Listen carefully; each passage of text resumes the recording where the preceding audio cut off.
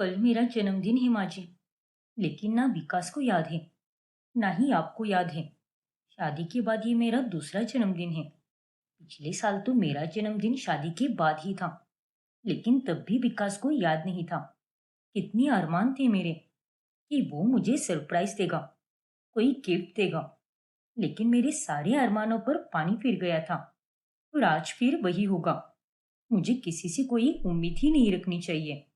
अरे पर रुक तो जा बहू।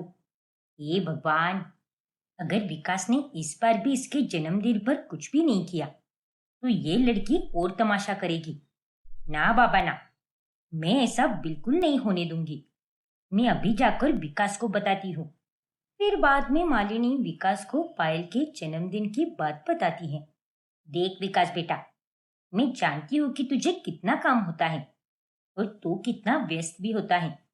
लेकिन कल उसके जन्मदिन के लिए कुछ अच्छा सा कर, जिससे वो खुश होनी चाहिए।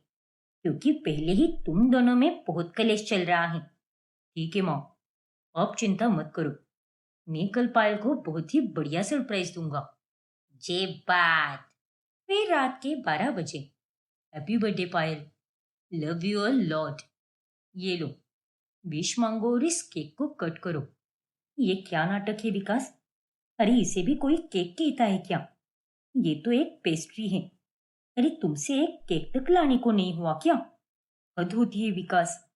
अरे बाबा, केक तो मैं कल लाऊंगा ना। अभी तुम्हें भी डेंटिस्ट ने मीठा खाने के लिए मना किया है। और मैं भी इतना मीठा खाना पसंद नहीं करता ना। इसलिए मैं ये पेस्ट्री लेकर ही आ गया। अरे तो कल के दिन माची खा लेती ना इसे। उन्हें तो मीठा खाना बहुत पसंद है। लाइक सीरियसली विकास, मुझे तो समझ ही नहीं आ रहा कि मैं तुम्हें ये पेस्ट्री लाने के लिए थैंक यू बोलूं या फिर यही पेस्ट्री तुम्हारे मुंह पर मारूं। दिमाग खराब कर देते हो बस मेरा। ढंग का सरप्राइज देने भी नहीं आता तुम्हें। पर पायल, अरे चुप रहो। अगर एक पेस्ट्री ही लानी थी तो उससे अच्छा कुछ लाते ही नहीं ना। वैसे भी तुम जैसे लंगूर पति से क्या ही उम्मीद कर सकती हूँ मैं। तुम तो मुझे कभी खुश नहीं कर सकते। बस उदास करना अच्छे से जानते हो तुम। और खबरदार, अगर कल तुमने मुझे अपनी शक्ल भी दिखाई तो, या फिर मुझे कॉल करके परेशान किया तो, मैं कल दिन भर बाहर ही रहने वाली हूँ। यह सब देखने के बाद मालिनी विकास को खूब सुनाती है। माफ करना माँ, लेकिन मुझे लगा कि वो पेस्ट्री देखकर खुश हो जाएगी। उल्लू के पट्टे, अगर पेस्ट्री की जगह केक ला देता तो तेरा बैंक अकाउंट खाली थोड़ी ना हो जाता। निकम्मा का निकम्मा ही रहेगा तू। दोनों के रिश्ते को फिर से ठीक करने का कितना अच्छा मौका मिला था। लेकिन तू नालायक, तूने तो उसे भी अपने हाथ से गवा दिया। तो अब मैं क्या करूं माँ? चुल्लू भर पानी में जाकर डुबकी लगा, नालायक कहीं का। विकास अपना सिर पकड़ लेता है और अगले 3 से 4 दिनों तक पायल विकास से बात ही नहीं करती। फिर ऐसे ही अचानक से मोहल्ले में सभी तानिया मित्तल की बातें करने लगते हैं। हाँ मालिनी बहन, वही तानिया मित्तल जो सुंदर सुंदर साड़ियां पहनती है, कार में घूमती है। और उसका बंगला तो कितना आलीशान और सुंदर है। और उसने तो हमारे मोहल्ले में नए स्थापित मंदिर में 5 लाख रुपए का दान भी किया है। ऊपर से गरीबों को जो लगातार 5 दिनों तक खाना बांटा जा रहा है, वो भी उसी के द्वारा बांटा जा रहा है। क्या बात कर रही हो? और नहीं तो क्या, मुझे तो वो लड़की बहुत पसंद है। और उसका स्वभाव भी बहुत अच्छा है। ऐसी लड़कियां आजकल के जमाने में बहुत कम होती हैं, जो इतनी मॉडर्न होकर भी अपनी संस्कृति से जुड़ी हुई हो। साड़ी पहनना, पूजा पाठ करना और दान पुण्य करना सब करती है वो। और साथ में इतना बड़ा बिजनेस भी संभालती है। अब ये कोई खाने की बात है क्या? पर मुझे तो लगता है कि उसका परिवार भी उसके साथ नहीं है। अकेली होकर भी इस उम्र में ये सब करना इतना आसान थोड़ी ना होता है। फिर मालिनी घर आकर पायल और विकास को ये सारी बातें बताती है। तभी वो दोनों भी आश्चर्यचकित होते हैं। वाकई में माँ, बहुत ही अच्छा काम कर रही है तानिया। मैं भी उससे मिला हूँ। अमीर होकर भी उसमें रत्ती भर का भी घमंड नहीं है। हाँ माँ जी, मुझे भी उसका ये काम देखकर बहुत खुशी हो रही है। मैंने तो बस उसे 2 से 3 बार ही देखा है। उसकी साड़ियाँ तो बहुत ही प्रिटी होती हैं। रोजाना डिजाइनर साड़ियाँ पहनती है वो। हाँ बहू, ऊपर से हर साड़ी के साथ मैचिंग शॉल भी लेती है, वो भी एकदम महंगी वाली। भाई कमाल की लड़की है वो। अब तानिया सबकी पसंदीदा बनने लगती है। ऐसे ही एक दिन, मैं कुछ नहीं जानती, तुम दोनों को गांव जाना ही होगा। हमारे गांव में कुलदेवी की पूजा है जो हर साल होती है, और मेरी तबीयत तो बिल्कुल ठीक नहीं है। वहां पर तो कड़ाके की ठंड भी होती है, इसलिए बेहतर यही होगा कि तुम दोनों ही वहां होकर आओ। पर माँ जी, मैंने कहा ना, मैं कुछ भी नहीं जानती, इसलिए यह पर वर तो मेरे सामने करो ही मत। अच्छा ठीक है माँ जी, आपके लिए मैं एक छुट्टी मैनेज कर ही सकती हूँ। फिर वो दोनों गांव जाते हैं और 2 दिनों के बाद केवल पायल ही लौट आती है। अरे विकास कहाँ पर है? और तू अकेली ही उसे गांव में छोड़कर क्यों आ गई? ऐसी बात नहीं है माँ जी। दरअसल लौटते समय विकास की खटारा कार का टायर पंक्चर हो गया, इसलिए मैं उसे वही छोड़कर कैब बुक करके घर चली आ गई। क्या? अरे तूने उसे अकेला छोड़ दिया? हाँ माँ जी, अब मैं और क्या ही करूँ। मुझे आज एक इम्पोर्टेंट मीटिंग अटेंड करनी है, और अगर आज मैंने वो नहीं की तो मेरा बॉस मेरी बैंड बजा देगा। नालायक तो तू है ही, उससे और क्या ही उम्मीद करूं मैं। आज अगर यही काम मेरा विकास तेरे साथ करता तो तुझे कितनी मिर्ची लगती। अरे तुझे तो बस उसकी गलतियां ही बड़ी बड़ी नजर आती हैं, लेकिन खुद की भी गलतियों पर कभी गौर फरमाया कर तू। पायल मालिनी की बात को सुनकर भी अनसुना करके चली जाती है। फिर रात में, तब ये भला क्या बात हुई? सरला चाची कह रही थी कि तुम दोनों उनसे मिलने भी नहीं गई, और तो और मैंने तुम दोनों से ये भी कहा था कि रिमझिम बाजार से मेरे लिए वो मीठी सेव और वहां की मूंगफलियां भी लेकर आओ, लेकिन तुम दोनों तो वो तक नहीं लेकर आए। अरे वहां जाकर एक फोटो भी नहीं खींची तुम दोनों ने। अरे क्या अभी माँ, हम वहां पर बस पूजा के लिए गए थे, ना कि घूमने फिरने के लिए। एग्जैक्टली माँ जी, और ये फोटो शोटो खींच कर तो थक गए हैं हम। ना जाने क्या होगा तुम दोनों का। अरे शादी के पहले तो तुम दोनों में कितना प्यार था, तो फिर अब क्या हुआ? कहाँ चला गया वो प्यार? यह काम का ही लोड इतना बढ़ गया है कि खुद पर भी ध्यान देना मुश्किल हो गया है, तो हम हमारे रिश्ते पर क्या ही ध्यान दे माँ। और जो है वैसा ही ठीक है। और अब प्लीज शांति से खाना खाने दो।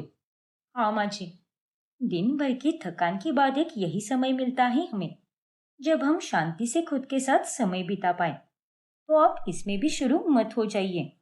फिर खाना खाने के बाद विकास जब बाहर वॉक पर जाता है, तभी वहां आसपास में तानिया भी वॉक कर रही होती है। हेलो विकास, कैसे हो आप? मैं ठीक हूँ तानिया जी, आप कैसी हो? बस राम जी की कृपा है। तो हो गया खाना?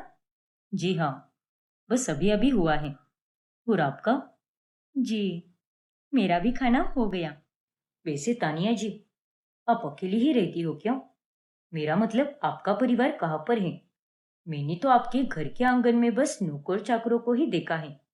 एक माली रहता है और एक सफाई करने वाली महिला रहती है। हाँ, मेरा पूरा परिवार दूसरे शहर में रहता है।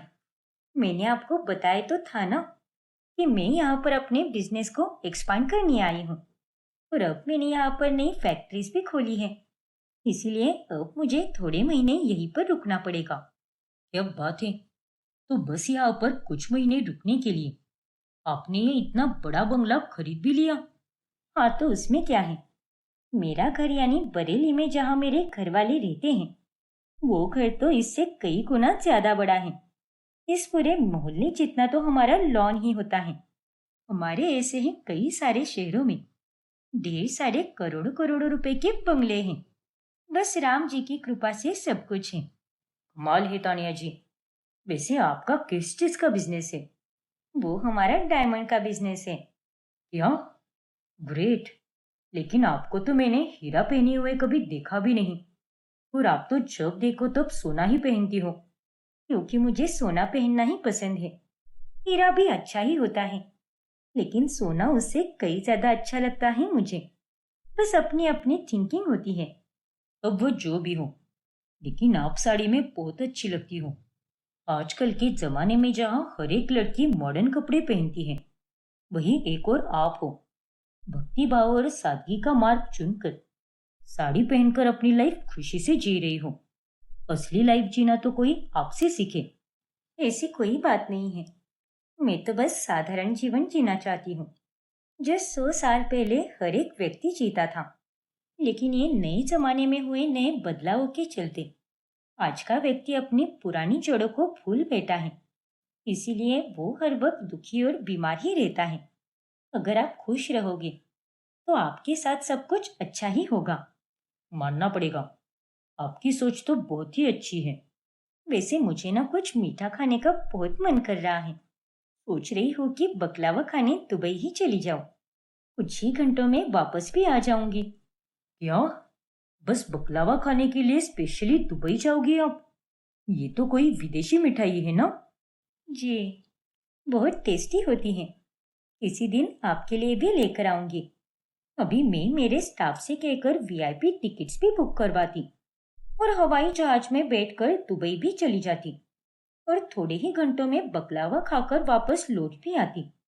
लेकिन कल सुबह मेरी 2 इम्पोर्टेंट मीटिंग भी है ना, तो मैं उन्हें मिस नहीं करना चाहती। अब काम ही पूजा है, इसीलिए पहले काम को मान दिया जाएगा। बकलावा खाने तो मैं उसके बाद भी जा सकती हूँ। मानना पड़ेगा तानिया जी, आप तो एकदम अनोखी हो। केवल बकलावा खाने के लिए भला कौन दुबई जाता है? वो भी कुछ घंटों में जाकर वापस भी आ जाना। Mind blowing. इसीलिए तो मैं हूँ one and only Tania Mittal. एकदम सही कहा आपने। वैसे आपको मीठे की क्रेविंग हो रही है ना? तो चलिए, मैं एक बहुत ही अच्छे कुल्फी वाले को जानता हूँ और उसकी कुल्फी खाकर आपको बहुत अच्छा लगेगा। नहीं नहीं, कुल्फी तो मैं आपको खिलाऊंगी, वो भी इस शहर के सबसे बड़े आइसक्रीम शॉप में, राम प्यारे कुल्फी।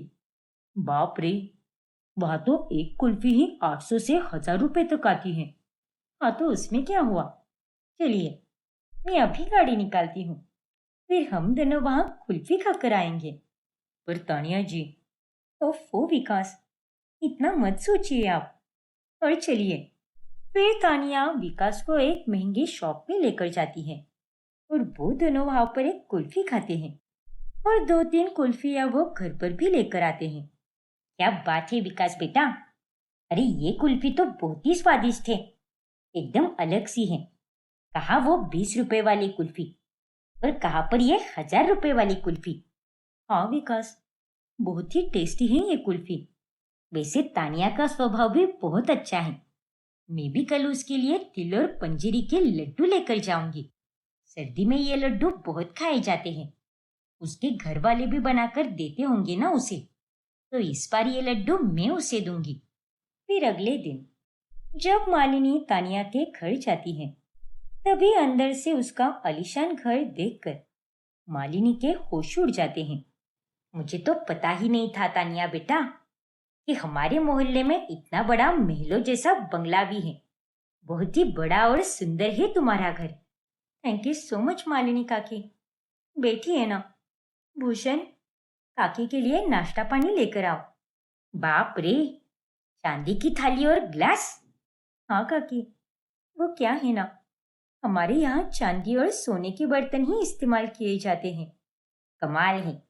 जी आप नाश्ता कर लीजिए, फिर मैं आपको पूरा घर दिखाती हूँ। लेकिन तुम्हारा घर तो कितना बड़ा है, तो मैं यहाँ पर कैसे घूम पाऊंगी? आप चिंता मत कीजिए, मेरे घर में तो लिफ्ट भी है, उसमें सवार होकर हम ऊपरी मंजिल पर जा सकते हैं। क्या बात है। वैसे आपका बहुत बहुत शुक्रिया काकी। ऐसे लड्डू तो मेरे ननियाल से आया करते थे और ये सर्दी के लड्डू तो मेरे फेवरेट लड्डू हैं। फिर तानिया मालिनी को पूरा घर दिखाती है और वो दोनों ऊपरी मंजिल पर लिफ्ट में ही जाते हैं। और वापस अपने घर आने के बाद मालिनी विकास और पायल को अपने अनुभव के बारे में बताती है, जिसे सुनकर वो दोनों भी काफी चकित हो जाते हैं। सच में माँ जी, तानिया जैसी तो कोई भी नहीं। वो तो ऑनलाइन भी काफी फेमस है, वो भी अपनी साड़ियाँ और अपने स्पिरिचुअल वीडियोस के लिए। वो तो अलग अलग प्राचीन मंदिरों में जाकर भी वीडियोस बनाती हैं। मुझे तो वो बहुत ही इंस्पायरिंग लगी। पता नहीं मैं उससे कब मिल पाऊंगी। अब माँ का 50वां जन्मदिन आने वाला है, तो मैं तो कहता हूँ कि इस बार हम घर में एक पार्टी रखते हैं और उसमें तानिया को भी बुलाते हैं। क्यों, कैसा लगा मेरा आइडिया? एकदम बेस्ट आइडिया है। हम सारी अरेंजमेंट एकदम अच्छे से करेंगे। माँ का ये जन्मदिन तो एकदम यादगार रहेगा। अब धीरे धीरे विकास को तानिया के प्रति एक अलग सा ही आकर्षण होने लगता है। हर रात वो और तानिया एक दूसरे को वॉक पर मिला करते हैं और ऐसे ही एक दिन पायल उन दोनों को साथ में देख लेती है। और तभी, अरे ये क्या? इसका मतलब ये विकास हर रात तानिया के साथ वॉक करता है और इसीलिए इसे घर आने में इतना वक्त लगता है।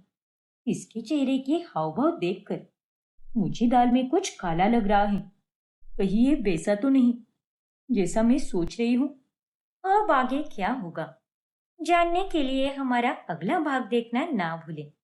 और अगर आपने हमारा चैनल सब्सक्राइब नहीं किया है तो अभी सब्सक्राइब कीजिए और बेल आइकॉन दबाना ना भूलें।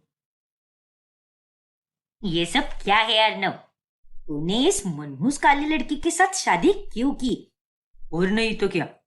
अरे तू कहा और ये कहा, ये तूने क्या कर दिया? कर करके भी इतनी बदसूरत लड़की से शादी की। मैंने आपको पहले ही कहा था अर्नव के पापा, ये सब इस लड़की का ही किया है। इसी ने मेरे भोले बेटे को अपने झांसे में फंसाया है और ये बेवकूफ फंस भी गया। अब देखो, जिसका डर था वही हुआ। आखिरकार इसने मेरे बेटे से शादी ही कर ली। ओए लड़की, ये सब करते हुए तुझे शर्म नहीं आई क्या? माँ प्लीज। अरे तेल लेने गया तेरा पिलीज बिलीज। मुझे शादी नहीं करनी ये बोल बोल कर तूने इसके साथ शादी कर ली। अरे एक बार अपनी माँ के बारे में भी तो सोच लेता ना। लेकिन नहीं, मेरे प्रति तेरे मन में अब पहले जैसी इज्जत कहाँ पर रही? ए ना? ऐसी बात नहीं है माँ। ऐसी ही बात है, इसीलिए तूने इस कल्लो से शादी कर ली। वरना तुझे अगर मेरी पड़ी होती तो तू उसी दिन इस लड़की से दूरी बनाता। लेकिन नहीं, तूने वैसा नहीं किया। अरे माँ, अब सच में कुछ ज्यादा ही गलत सोच रही हो। रूबीना का रंग भले ही काला है, लेकिन ये दिल की बहुत अच्छी है और इसकी यही बात इसे तन और मन दोनों से सुंदर बनाती है। और इसी के कारण मैं इसके प्यार में भी पड़ा। हाँ माँ, हम दोनों एक दूसरे से बहुत प्यार करते हैं और मैं जानता था कि आप दोनों हमें एक साथ स्वीकारने से इनकार कर दोगे। इसीलिए मैंने आप दोनों से बिना पूछे ही ये फैसला ले लिया। अब आप दोनों को ये फैसला गलत लगेगा, लेकिन मेरा यकीन कीजिए, कुछ दिनों के बाद आप दोनों खुद ही कहोगे कि मैंने जो फैसला लिया है वो बिल्कुल सही है। अरे वो तो तब होगा ना, जब मैं इस रिश्ते को स्वीकारूंगी। मेरी बात कान खोलकर सुन ले, चाहे कुछ भी हो जाए, मैं इस शादी को नहीं मानती। और मैं भी। उन्हें हमारी भावनाओं के साथ खिलवाड़ किया है अर्नव। ए लड़की, निकल जा यहाँ से। ये तेरा घर नहीं है। लेकिन माँ जी, मेरा काला होना मेरी कमी कैसे हो सकता है? देखो माँ, अगर रूबीना इस घर में नहीं रहेगी तो मैं भी यहाँ पर नहीं रहूंगा। अगर आप दोनों को मेरी खुशियां मंजूर नहीं है तो मैं भी इस घर को छोड़कर चला जाऊंगा यहाँ से। क्या? अब अर्नव रूबीना के साथ वहां से जा ही रहा होता है कि तभी, अरे रुक जाओ, तुम दोनों को कहीं जाने की कोई जरूरत नहीं है। क्या? इसका मतलब आप दोनों ने हमारे रिश्ते को स्वीकार किया? नहीं, लेकिन तेरी खुशियों के खातिर मैं इस लड़की को बर्दाश्त कर लूंगी, पर अपनी बहू नहीं मानूंगी। तू ये घर छोड़कर मत जा। अगर इस लड़की को यहाँ पर रहना है तो रहे, मुझे उससे कोई दिक्कत नहीं है। इतना कहकर कमला अपने कमरे में चली जाती है। जो कुछ भी कमला ने कहा है वही मेरा भी मानना है, लेकिन आज तूने जो भी किया है वो बहुत गलत है बेटा, और इसके लिए मैं तुझे कभी माफ नहीं करूंगा। पर पापा। इससे पहले कि अर्नव कुछ और कह पाता, तेजेंद्र भी वहां से चला जाता है और ये सब देखकर रूबीना अब बहुत उदास होती है। मुझे लगा ही था कि ये सब होने वाला है और वही हुआ अर्नव। तुम्हारी खुशी के लिए माँ जी और पापा जी ने मुझे घर में रहने की जगह तो दे दी, पर अपने दिल में कोई जगह नहीं दी। उन दोनों को वक्त लगेगा रुबीना, लेकिन तुम घबराओ मत और पूरे दिल से अपने बहू होने का धर्म निभा। मुझे पूरा भरोसा है कि एक ना एक दिन तुम उन दोनों के दिल में जगह जरूर बनाओगी।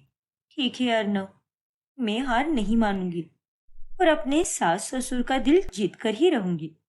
अब यही मेरा लक्ष्य है। ये हुई ना बात। अब रुबीना एक अच्छी बहू बनने की पूरी कोशिश करती है। फिर वो अगले दिन अर्नव से पूछकर तेजिंद्र और कमला के मनपसंद खाने के पदार्थ बनाती है। बताइए ना माँ जी पापा जी, कैसा बना है खाना? ठीक ही बना है। चलो अच्छा है। थैंक यू सो मच माँ जी। हमसे कोई प्यार और स्नेह की उम्मीद मत रखना तुम।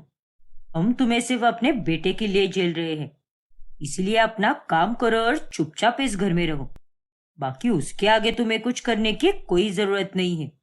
फिर वो दोनों खाना खाकर अपने कमरे में चले जाते हैं। तभी वहां पर अर्नव आता है। रुबीना, माँ और पापा ने क्या कहा मैंने सब सुन लिया, लेकिन तुम फिक्र मत करो और ये सब समय के साथ ठीक हो जाएगा। यही कहने वाले थे ना तुम? हाँ यार, मुझे पता है अर्नव, तुम मेरी चिंता मत करो। मैं अगर कुछ ठान लेती हूँ तो वो करके ही रहती हूँ। माँ जी और पापा जी के इन छोटे मोटे तानों से मैं कोई बेचारी बनकर रोती नहीं बैठने वाली। मैं तो उनका हृदय परिवर्तन करके ही रहूंगी। इतनी जल्दी हार मानने वालों में से नहीं है तुम्हारी बीवी। ये बात तो मैं भी जानता हूँ कि मेरी बीवी कोई कच्ची खिलाड़ी नहीं है, पर फिर भी रुबीना, तुम्हें बुरा तो लगा ही होगा ना। अरे चिल करो बाबा, दुनिया में पता नहीं लोग मुझे क्या क्या बोलते रहते हैं, लेकिन मैं किसी का बुरा नहीं मानती। मैं अपनी ही धुनकी में मस्त रहती हूँ। इसीलिए तुम भी बेफिक्र रहो मेरे प्यारे पतिदेव। ओके मेरी स्ट्रॉन्ग बीवी साहिबा। अर्नव के पड़ोस में एक ईरा नाम की लड़की रहती है। ईरा और अर्नव दोनों एक ही कॉलेज में पढ़ा करते थे। फिर जब ईरा ट्रिप से लौटती है, तब वो अर्नव की शादी की खबर सुनकर हैरान रह जाती है। ओ हेलो, ये कोई पार्क नहीं है जो तुम यूं मुंह उठाकर चली आई हो अंदर। कौन हो तुम? चलो निकलो यहाँ से। ए लड़की, ये हमारे पड़ोस में रहने वाली ईरा है, अर्नव की दोस्त है ये। अच्छा, ये बात है क्या? सॉरी ईरा, वैसे मैं रुबीना हूँ। अरे यार, ये सब छोड़ो और ये बताओ वो अर्नव का बच्चा कहाँ पर है? मुझे मिलना है उससे। अरे क्या हुआ भाई, इतना शोर क्यों है यहाँ पर? अरे ईरा, तुम कैसी हो? मैं तो ठीक हूँ अर्नव, लेकिन तुमने जो किया है वो बिल्कुल भी ठीक नहीं है। अरे तुम तो मुझसे शादी करने वाले थे ना, मैं तुम्हारी दुल्हन बनने वाली थी। अरे हमने तो सब कुछ प्लान किया था और तुमने इस लड़की के साथ शादी कर ली। ये तो तुमने सरासर धोखा दिया है मुझे अर्नव। Not fair. अर्नव, ये लड़की है क्या बोल रही है? अरे कुछ नहीं बाबा, ऐसा कुछ भी नहीं है। हीरा की बातों का गलत मतलब मत निकालो। बचपन में हम दोनों ने एक दूसरे से वादा कर लिया था, वो भी खेल खेल में, और वो उसी बात को लेकर मस्ती में ये सब बोल रही है। नहीं अर्नव, ये सब मैं मस्ती में नहीं बोल रही। मैं तुमसे वाकई में शादी करने वाली थी। ओफो हीरा, अब बंद भी करो अपना ये नाटक। चलो, बिल्कुल सही टाइम पर आई हो तुम। आज सभी मिलकर नाश्ता करेंगे। फिर वो सब नाश्ता करने बैठते हैं, लेकिन हीरा अर्नव के साथ कुछ ज्यादा ही बातचीत करने लगती है। ये हीरा तो एकदम अजीब ही है, खुद को अर्नव का दोस्त बताती है, लेकिन इसकी हरकतें तो सारी गर्लफ्रेंड वाली है। खैर, बचपन के दोस्त हैं, शायद इसीलिए इतनी फ्री है इसके साथ। मैं भी ना, शायद कुछ ज्यादा ही सोच रही हूँ। लेकिन हीरा को अर्नव पहले से ही अच्छा लगता है और वो उससे मिलने कई बार आया करती है। इस हीरा को कोई काम धंधे है कि नहीं, जब देखो तब अर्नव से मिलने आ जाती है। अरे रुबीना, मुझे मेरे कमरे से वो पंचिंग मशीन देना जरा। हाँ अर्नव, अभी लाती हूँ। अरे रुक जाओ रुबीना, तुम मत जाओ, मैं दे देती हूँ अर्नव को पंचिंग मशीन। लेकिन हीरा, अरे जाने दे उसे, उसे सब पता है कि अर्नव के कमरे में कौन सी चीज कहाँ पर रखी है। अरे वो तो एक प्रकार से इस घर के सदस्य ही है। ठीक है माँ जी। बड़ी आई अर्नव को पंचिंग मशीन देने वाली। मन तो करता है कि इसे ही पंच कर दूं। एक दो बार तो समझ आ जाता है, लेकिन ये लड़की तो बार बार मेरे पति के करीब आई जा रही है। फिर एक दिन, ए लड़की, ये तेरा मायका नहीं है, मेरा घर है और यहाँ पर मेरे तौर तरीकों के अनुसार ही रहना पड़ेगा। चल, अभी के अभी ये कपड़े बदल और कोई ढंग के कपड़े पहन ले। लेकिन माँ जी, इस कुर्ती में क्या बुराई है? अरे निर्लज्ज लड़की, इसे भी कोई कुर्ती बोलता है क्या? इतनी छोटी और अभद्र है। छी! अरे जाकर अपने बदन को ढकने जैसी कोई कुर्ती पहन ले। और देख लड़की, मैंने तुझे यहाँ पर रहने की अनुमति दी है, इसलिए मेरी इज्जत को मिट्टी में मत मिलाना और ये अभद्र कपड़े पहनकर अपना काला शरीर मत दिखाना मुझे। वैसे तो तू है ही बदसूरत और इन छोटे कपड़ों में और भी बदसूरत दिखती है तू। कमला की बातों से रूबीना को बहुत बुरा लगता है, लेकिन वो हमेशा की तरह उन पर ध्यान नहीं देती और अपने कपड़े बदलकर वो कमला के अनुसार ही रहती है। फिर जब अर्नव को ये बात पता चलती है, तभी तुमने ऐसा क्यों किया रूबीना? माना कि तुम्हें माँ और पापा का दिल जीतना है, लेकिन इसका मतलब ये थोड़ी ना है कि तुम उनके गलत को भी सही कहोगे। तुम्हें जो कपड़े पहनने हैं वो तुम पहन सकती हो, वो तुम्हारी मर्जी है। इसीलिए मैं अभी जाकर माँ से इस बारे में बात करता हूँ। वो तुमसे इस तरह से बात नहीं कर सकती। अरे नहीं अर्नव, प्लीज ऐसा मत करो। देखो, मैं जानती हूँ कि मुझे जो अच्छा लगता है वो मैं पहन सकती हूँ, पर एक प्रकार से सोचा जाए तो माँ जी की बात भी बिल्कुल सही है। मेरे कोई कोई कपड़े कुछ ज्यादा ही बोल्ड होते हैं, इसीलिए मैं अब से वो कपड़े बिल्कुल नहीं पहनूंगी। ठीक है रूबीना, जैसे तुम्हें सही लगे। बस तुम अपने मन को मारकर कुछ भी मत करना। जिसमें तुम्हें खुशी मिले वही करना। लेकिन अब कमला जानबूझकर रूबीना के साथ बुरी तरह से पेश आती है।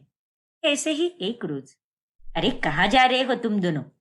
अरे माँ, आज मुझे छुट्टी है, इसीलिए मैंने ये सोचा कि मैं और रूबीना साथ मिलकर कहीं घूमकर आ जाए। क्या? ये तो क्या बकवास कर रहा है?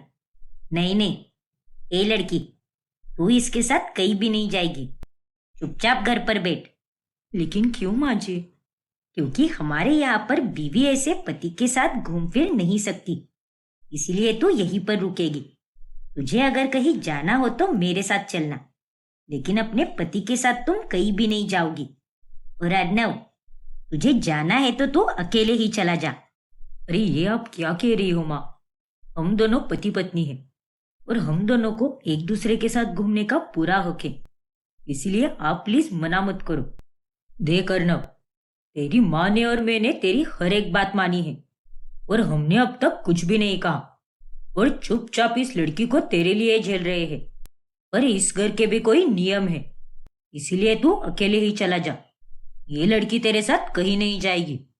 अब अर्नव कुछ भी नहीं कह पाता और रूबीना भी दुखी होकर ये सारी बातें अपनी माँ को बताती है। रूबीना बेटा, मैंने और तेरे पापा ने तुम दोनों को ये बात पहले ही बताई थी, सावधान किया था, क्योंकि हमें पहले से पता था कि आगे चलकर ये सब तो होने ही वाला है और अब तुझे ही इन हालातों से लड़ना होगा बेटा, क्योंकि अब तेरे पास और कोई चारा नहीं है। हाँ माँ, लड़ तो रही हूँ मैं, पर कभी कभी थोड़ा उदास हो जाती हूँ और फिर बहुत कमजोर महसूस करती हूँ। मैं चाहे कितनी भी सख्त क्यों ना बन जाऊं, पर मेरी जिंदगी के हर एक कदम पर मेरा काला रंग मुझे कमजोर बना देता है माँ। रूबीना बेटा, तुझे खुद पर विश्वास है ना, तो तू उसे हारने मत दे। कभी कभी हिम्मत कम हो जाती है, पर तुझे हिम्मत टूटनी नहीं देनी चाहिए। अपना हौसला बुलंद रख और साबित कर दे सबको कि रंग रूप से नहीं, बल्कि दिल और स्वभाव से ही इंसान की असली पहचान होती है।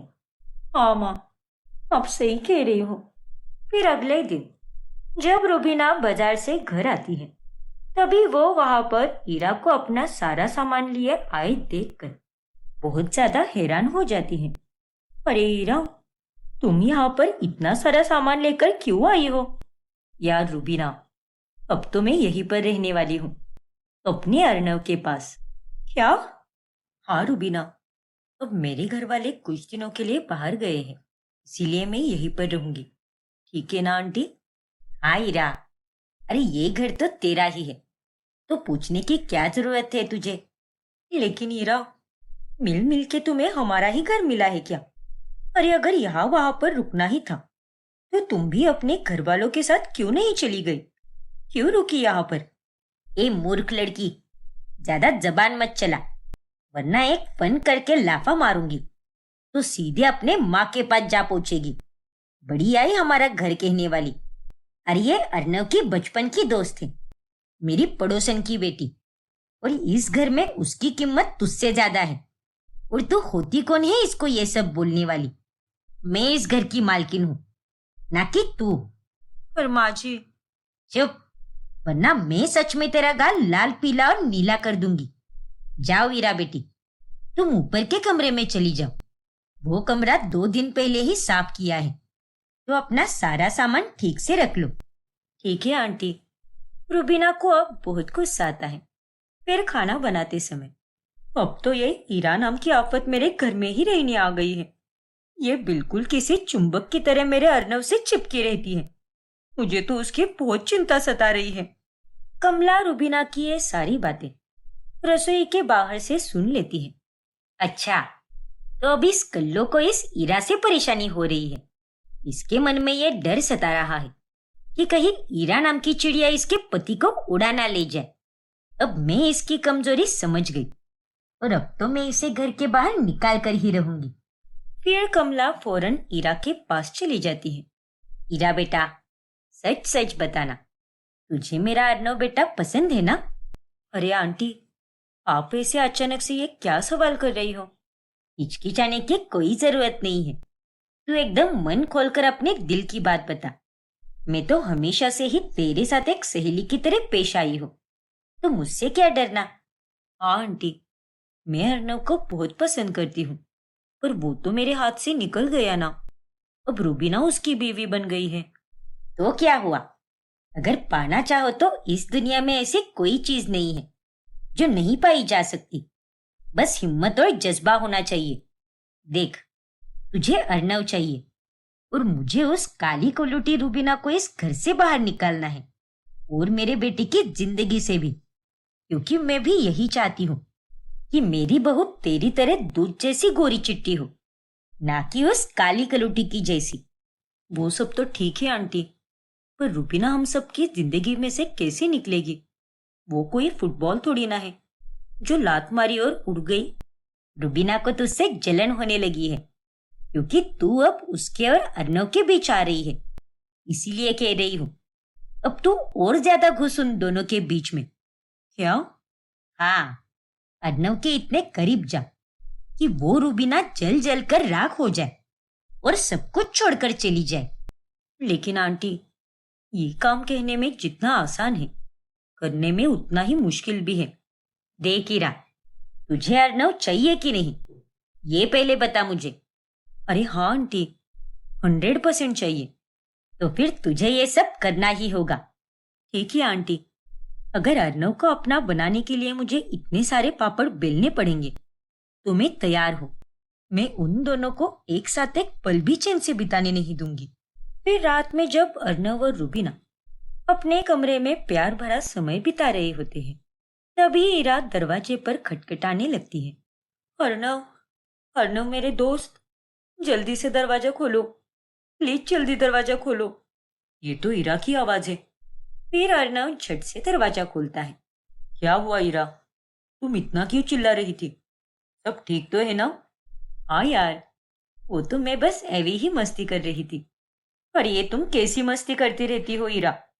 एक ना एक दिन तुम्हारी ये फालतू की मस्ती हम पर भारी ना पड़ जाए। ओफो, take a chill pill Rubina. वैसे अर्नव, चलो ना, मुझे लॉन्ग ड्राइव पर जाना है। मौसम कितना ठंडा हो रखा है। हम बाइक पर जाकर मस्त घूमेंगे फिरेंगे और रास्ते में वो कुल्हड़ वाली चाय पियेंगे। बहुत मजा आएगा। चलो ना डियर। लेकिन ईरा, मैं बहुत थक चुका हूँ, और मैं तो अब सोने ही जा रहा था कि उतने में तुम आ गई। झूठ मत बोलो अर्नव, तुम्हारे चेहरे से तो लग भी नहीं रहा। कि तुम थके हारे हो। चलो, अब किसी लड़की की तरह नखरे मत दिखाओ, क्योंकि नखरे दिखाने का लाइसेंस तो केवल लड़कियों के पास ही होता है, लड़कों के पास नहीं। जल्दी आना, मैं नीचे गेट के पास तुम्हारा इंतजार कर रही हूँ। पर ईरा, ईरा, ईरा नीचे चली जाती है। ये क्या बचपना है अर्नव, तुम्ही ने इसे सर पर चढ़ा के रखा है। अब क्या करूं यार, बचपन की दोस्त है वो मेरी, इसीलिए हर वक्त दिमाग खाती रहती है। अरे तुमने ही कहा था ना कि तुम्हारा मेरे सिवाय और कोई दोस्त नहीं है, और यहाँ पर आकर मुझे पता चल रहा है कि ये मोहतरमा तुम्हारी बचपन की सहेली है। इसका मतलब वो सब तुमने मुझसे झूठ कहा था। नहीं रुबीना, वो सब मैंने झूठ नहीं सच ही कहा था, क्योंकि मैं तो बस उस इलाके की बात कर रहा था, और उस इलाके में तुम्हारे सिवाय और मेरा कोई दोस्त नहीं था। लेकिन यहाँ पर तो इस इराके जैसे मेरे कई सारे दोस्त थे। अच्छा वो सब छोड़ो, मैं अब चला जाता हूँ, वरना वो रात भर मुझे सोने नहीं देगी। लेकिन तुम चिंता मत करो, आधे घंटे में वापस आ जाऊंगा मैं। बाय। और अर्नव, फिर अर्नव वहां से चला जाता है और रूबीना बहुत उदास हो जाती है। ये अर्नव भी कुछ कम नहीं है, सीधे सीधे मना कर देना चाहिए था उसे, लेकिन नहीं, इसे भी जाना था, इसीलिए ये चला गया। और अब ये ईरा ऐसे ही हम दोनों के बीच में कबाब में हड्डी बनकर आती रहेगी। तभी वहां पर कमला आती है। अरे ये तो होना ही था। माँ जी आप? हाँ, मैं तो इस कमरे से गुजर रही थी, तभी तेरी आवाज सुनी। अच्छा, बैठी है ना? अरे मैं यहाँ पर बैठने नहीं, तुझे आगाह करने आई हूँ। बचपन के दोस्तों के बीच मत आ। आखिर में तू एक निहायती बदसूरत लड़की ठहरी। वह तुझे ये लगता है कि अर्नव तुझसे प्यार करता है, लेकिन वो सिर्फ 2 दिन का लगाव है, और वो जितना ईरा से जुड़ा हुआ है वो उतना कभी किसी लड़की से नहीं जुड़ा। अरे उसे तो ईरा जैसी ही सुंदर लड़की पसंद है। अरे अब तो वो बस तुझे ईरा के होते हुए समय नहीं दे रहा, लेकिन आगे देखना, कुछ दिनों के बाद तो वो तुझे छोड़ भी देगा। क्या? इतना कहकर कमला वहां से चली जाती है, और इस बारे में सोचकर रूबीना के पसीने छूटने लगते हैं। क्या सच में ऐसा ही होगा? नहीं नहीं, माँ जी की बात सच नहीं हो सकती। अर्नव सिर्फ मेरा है, और वो मुझसे ही प्यार करता है। अब ईरा हर वक्त अर्नव के करीब आने की कोशिश करती है। ऐसे ही एक दिन जब वो तीनों बाहर जा रहे होते हैं, तभी ईरा फ्रंट सीट पर अर्नव के पास बैठती है, जिस वजह से रूबीना को पीछे बैठना पड़ता है। अर्नव, इधर देखो मेरे फोन के कैमरा में, मैं हम दोनों की सेल्फी खींच रही हूँ। ओफो ईरा, तुम तो गाड़ी में बैठते ही शुरू हो गई।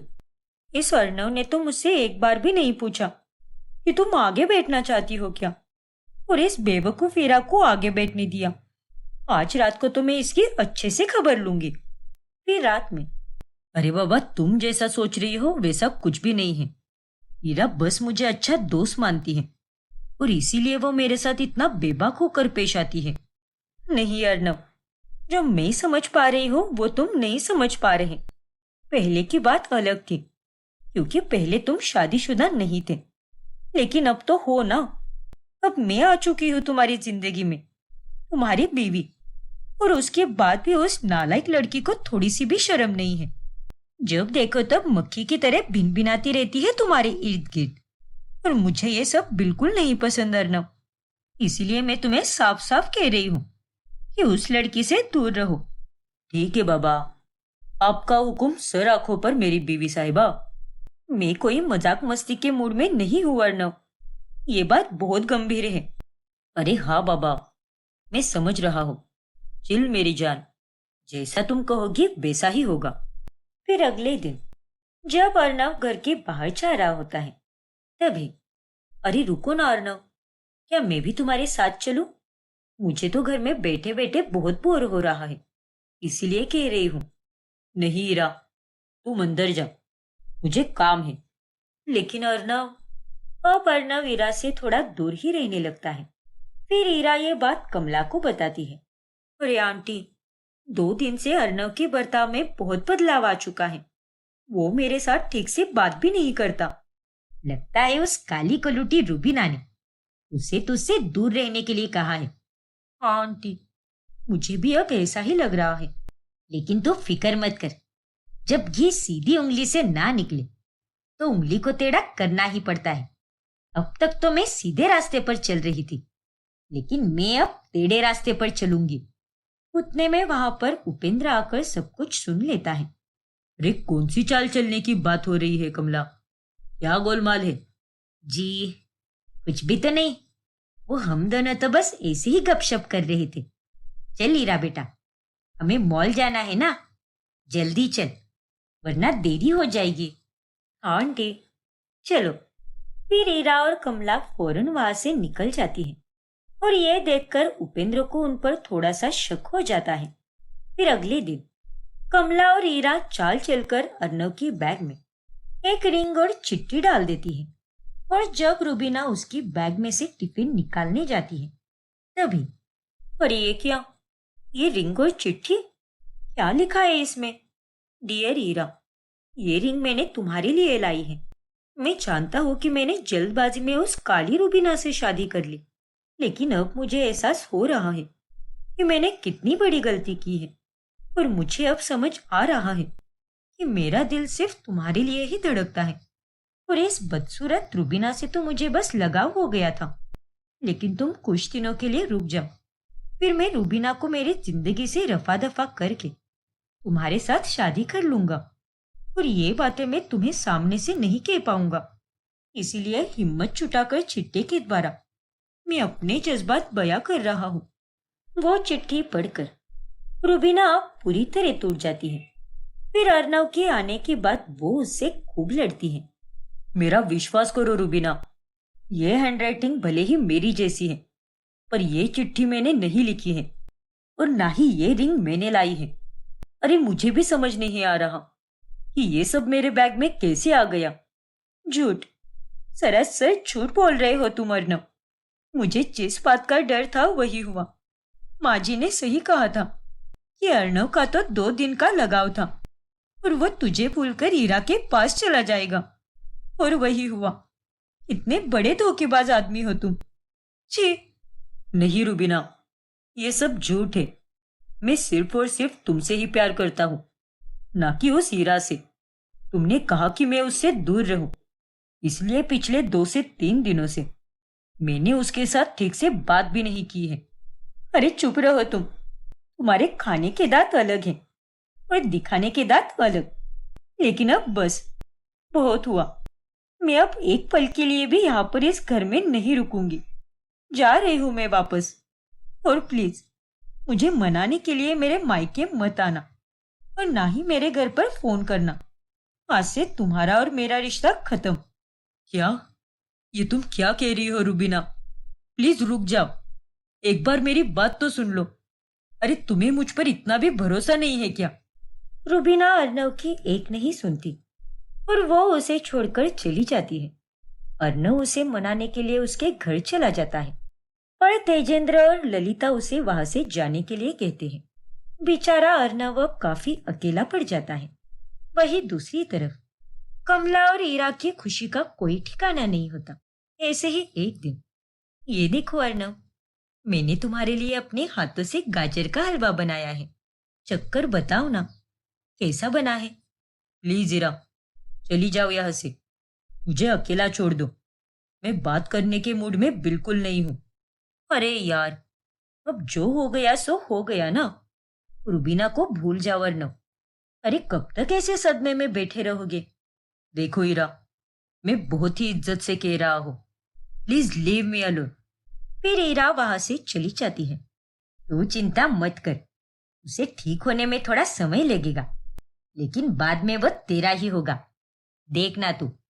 हाँ आंटी, मैं सब्र करूंगी। वही दूसरी तरफ, अरे हमने तो पहले ही कहा था कि ये शादी मत करो, लेकिन उस अर्नव ने हमें अपनी बातों में फंसा दिया और हम भी फंस गए। ना तो ये शादी होती और ना ही हमारी बेटी को इतना दुख झेलना पड़ता। आप दोनों फिक्र मत कीजिए, मैं बिल्कुल ठीक हूँ। माना कि इन सब से गुजरना थोड़ा मुश्किल है, लेकिन मैं पूरी तरह से ठीक जरूर हो जाऊंगी। अर्नव रुबीना को रोजाना कॉल्स और मैसेजेस करता है, लेकिन वो उसे कोई जवाब नहीं देती। एक पल में ये सब क्या हो गया? पर एक बात मुझे समझ नहीं आई। अगर मेरी बैग में वो रिंग और चिट्ठी मैंने नहीं रखी, तो फिर किसने रखी होगी? ये जरूर किसी की चाल है, मुझे और रुबीना को अलग करने के लिए। लेकिन ऐसा कौन कर सकता है? माँ या फिर ईरा? ईरा को मैं पसंद हूँ, और ये बात तो मैं धीरे धीरे समझ चुका हूँ। कहीं ये सब ईरा ने तो नहीं किया, क्योंकि माँ तो ये सब नहीं कर सकती। अगर उन्हें रुबीना को मुझसे अलग करना होता, तो वो रुबीना को इस घर में रहने भी नहीं देती। अर्णव का शक अब ईरा पर जाता है। फिर वो एक चाल चलकर ईरा को अपने पास बुलाता है। ईरा, तुमने बिल्कुल सही कहा था। अब एक हफ्ते के बाद मुझे समझ आ रहा है कि जो हो गया सो हो गया। बीते हुए कल को भूलकर मैं भी अपने जीवन में आगे बढ़ना चाहता हूँ, अपने जीवन की नई शुरुआत करना चाहता हूँ, और वो भी तुम्हारे साथ। ओ माय गॉड, सच अर्णव? हाँ Ira, I love you so much. मुझे एहसास हो चुका है कि मैं तुमसे ही प्यार करता हूँ, और उस रुबीना से तो मुझे बस एक लगाव हो गया था। मुझे तो यकीन ही नहीं हो रहा अर्णव, मैं भी तुमसे प्यार करती हूँ। I love you too Arnav. पर यार, एक बात मुझे समझ नहीं आई। वो चिट्ठी और रिंग तो मैंने नहीं रखी थी वहां पर, फिर किसने रखी होगी? तुम्हें कोई आइडिया है क्या? अरे वो सब तो मेरा और आंटी जी का ही किया धरा था। हमने ही वो चाल चली थी ताकि तुम और रुबीना अलग हो सको। क्या? ओ तेरी, ये मैंने क्या बोल दिया? बहुत खूब हीरा, यही जानना था मुझे। इसीलिए मैंने झूठ मूठ की ये चाल चली, ताकि तुम्हारे मुंह से सब कुछ सच उगलवा सकूं। मैं तुमसे कोई प्यार व्यार नहीं करता, और ये सब बस एक झूठ था। क्या? हाँ हीरा, लेकिन तुमने और माँ ने हमारे साथ बहुत गलत किया है। अब अर्णव रुबीना के माता पिता को फोन करके सब बता देता है, जिसके बाद रुबीना फौरन वहां पर आ जाती है। ये सब झूठ है बेटा, मैंने ऐसा कुछ भी नहीं किया है। झूठ मत बोलिए माँ, आपका और ईरा का सच सबके सामने आ चुका है। देखो रुबीना, ईरा ने खुद कबूल किया है। मुझे बिल्कुल नहीं लगा था कि आप दोनों इतनी गिरी हुई हरकत करोगी। माफ कर दो अर्णव, मैंने तुम पर बिल्कुल भरोसा नहीं किया और तुम्हें गलत समझा। कोई बात नहीं रुबीना, लेकिन अब हम यहाँ पर नहीं रहेंगे। आज से अब मेरी कोई माँ नहीं। जा रहा हूं मैं यहाँ से।